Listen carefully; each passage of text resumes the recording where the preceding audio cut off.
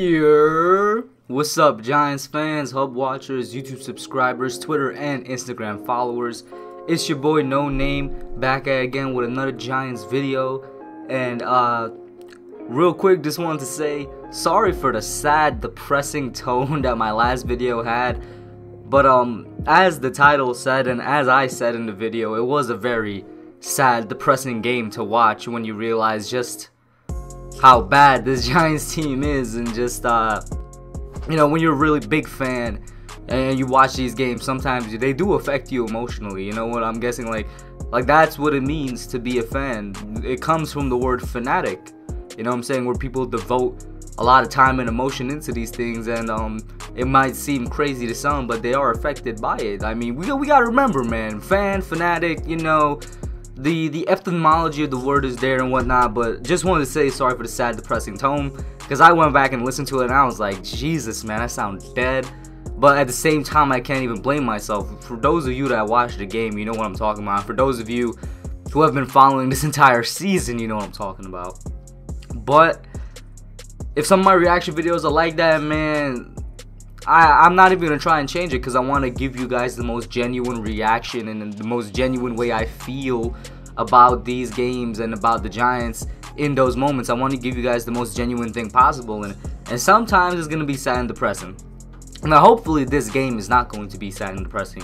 You know why? Because we're going up against the Philadelphia Eagles, and out of all the teams in NFC East, I just want to say, for some reason, I've always hated the Philadelphia Eagles more than anybody else in the East. I've never really, you know, hated the Redskins. Like, I know there are rivals, and I keep in mind that there are direct rivals in the East, but never really had any ill will towards them. The Cowboys, I'm annoyed by them more than anything. I'm annoyed by their fans. I love it when we beat them. I hate it when they beat us. Like, there's definitely some, you know, more heated tensions there. But the Eagles, I've always straight out hated for like forever since I became a Giants fan. And that it's mostly because the entire time that I have been a Giants fan, you know, the entire time that I've been alive, it just seems like we cannot beat the Eagles. You know what I'm saying? And even then, it just seems like Eagles fans are the worst, man. You know, they say Cowboys fans are the worst, but Eagles fans, they get one thing could happen to them and they take that ball and they run with it all the way for the rest of their life. Best example, their one Super Bowl ring. They're taking that ball and they're running with it for their entire lives. That one Super Bowl ring, in fact, is what's made this Eagles team the most overrated team in football today, and probably the most disappointing one. Like, the Chargers come to mind for this season for the most disappointing teams. The Chargers definitely come to mind, but the Eagles do also, because that Super Bowl ring got Eagles fans and Eagles supporters saying that this year the Eagles were going to go back and win another Super Bowl ring. They were saying that they're going to be the best team in football. And, you know, the fans, sometimes even, you know, a couple people in the media, I think Pro Football Focus also, like, everybody was saying, oh my god, the Eagles are the best team in the league. They said this last year too. Oh, they're the deepest team in the league. They have the most depth at every position. They have the best skill positions. Like, they got a good they got good linebackers. That's not even skill position, but you know what I'm saying. Everybody was just basically acting as though the Eagles were the second coming of, like, I don't know, the 85 Bears on defense and the 2000 Rams on offense. Like, that's how it seemed like. And the biggest reason for that is simply because 2 years ago they won the Super Bowl in it was a good match, and they definitely won it very convincingly. But like I said, Eagles fans, they take anything, they run with it. And look at them now. They're 5-7. Definitely one of the more disappointing teams in the league. They were supposed to be competing with the Cowboys for the NFC East, and to be honest, I don't know if the Eagles are not making the playoffs. Unless the Cowboys collapse and the Eagles somehow win the East, they're not making the playoffs, because the Cowboys are 6-6 right now.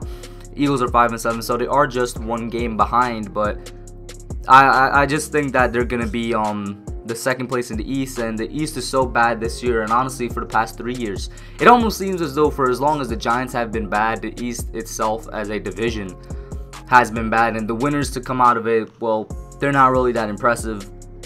But yeah, I don't see the Cowboys letting up anytime soon. The Eagles' remaining schedule, they do have out of the last 4 games, honestly, they can win 3 of them, and what would that give them? That would give them like 8-8. They're not making the playoffs with that, because they play the Giants, the Redskins, the Cowboys, and then the Giants again. And if I just pull up the Cowboys schedule real quick, The Cowboys definitely have a more difficult schedule, but not by much. I mean, they got the Bears, which is a very beatable team, the Rams, which are a very on and off team, the Eagles, which you know, that's a toss up, in the Redskins. So they do have a bit more of a challenging schedule, but I'd say the Eagles, I don't know, I just don't see them going anywhere this year. You know, that's just me. And it reminds me of the Vince Young Eagles team. Everybody cheered them in the offseason and whatnot to be the best. They come out and they fall flat on their faces. So just wanted to get that off my chest. Eagles fans, calm down, alright? The Giants might be in one of their worst seasons in NFL history right now, but you guys, man, you guys are worse as far as I'm concerned. You guys were supposed to go 19-0 and win the Super Bowl, and here you are sitting at 5-7. Now let's move on a little bit. A couple things that had happened since the last time I came on the mic was rumors of Eli starting, and I'm just gonna shoot these down real quick. I don't think Eli is gonna start because of one fact and one fact only. It is, and I cannot remember my exact source, but I do remember reading an article, whether it was on Giants.com or the Post or BleedBoo.com, whatever it is. I read a bunch of Giants articles. I do remember reading one time a couple weeks ago that Eli said he's not going to start unless Daniel Jones is injured, and that's just the type of guy Eli is. He knows the kind of message it would send to the fans and also to Jones as a up-and-coming player, as somebody that's trying to find his footing in the league, if he starts again. So Eli said he's not going to start unless there's, you know, some sort of serious injury, something preventing Daniel Jones to step onto the field. And I respect that, and I love that. I'll always love Eli Manning, and that's one of the best parts about him. You know, classy guy, everybody always says, but he's really just a good guy in general. He knows that if he comes back on the field, what that sends to the fans is Shermer is a failure, that they don't, for some reason, they don't believe in Daniel Jones, because when you put DJ in there, there's no going back. I said this when they benched Eli. There's no going back. If you do put Eli back in there, that says you don't believe in Daniel Jones. Alright, that's what it says. It sends the message that you don't believe in him, that you don't want him to be out there. So you're going back to the older, now, you know, basically semi-retired Eli Manning, instead of putting your rookie out there and letting him develop with the last 4 games of the season. And Eli realizes that, and maybe he's trying to help the Giants avoid a mistake, because the rumors have been, you know, running a bit more in this past week more than anything. I don't even know how they started, but I'll just say, I'm just going to shoot it down with that Eli quote, and with the fact that it would be a stupid thing to do. And if it does happen, I wouldn't be surprised if Sherman gets fired like right after the game. And that's including, you know, the Steve Tisch comments and whatnot. I'm not really going to comment on that because I'm actually trying to get to the preview part of this preview video.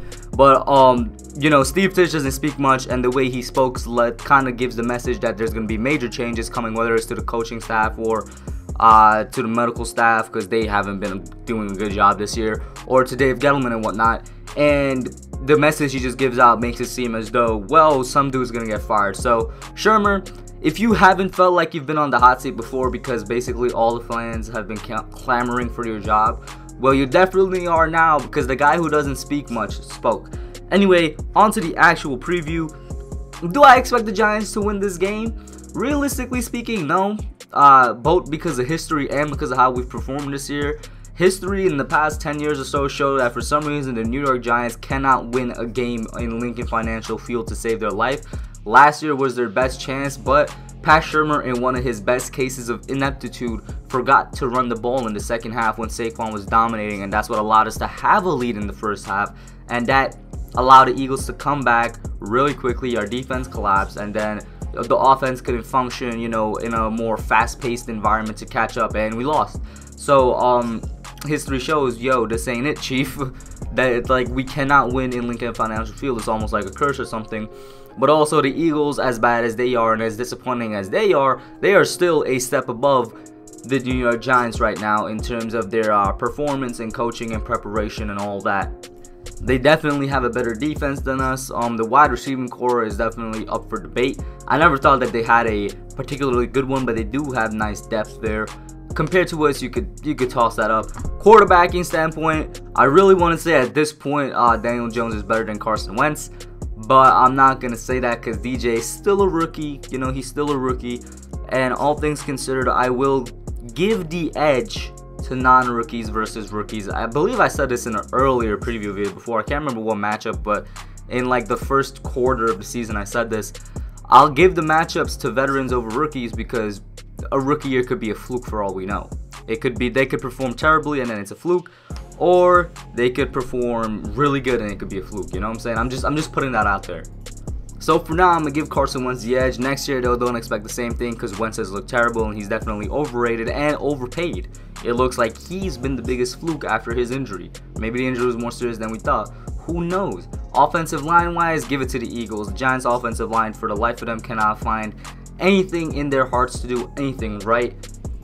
Running back core, give it to the Giants. As bad as Saquon has been post-injury, he looks like he's showing some sort of life again. He's running, like from the last game, running harder, but he's not making it look like Saquon Barkley makes it look. He's making it look like a really good running back is doing it rather than the best running back in the NFL is doing it.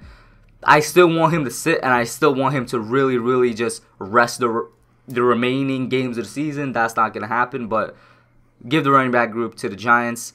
I already went over the defense as a whole. Nothing on our side can compete with the Eagles. Yes, even though as bad as they've been, they're still overall a better defense than us.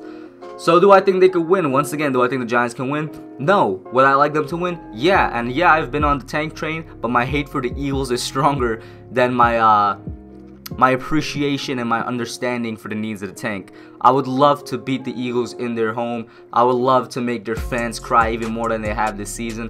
I would love to potentially knock them out the playoffs because they're definitely not getting into the playoffs with an 8-loss season. You know what I'm saying? 8 or more loss season. I would love to do it. I would love to be the team that destroys the Eagles' hearts and their hopes and their dreams by killing them one more time in this season.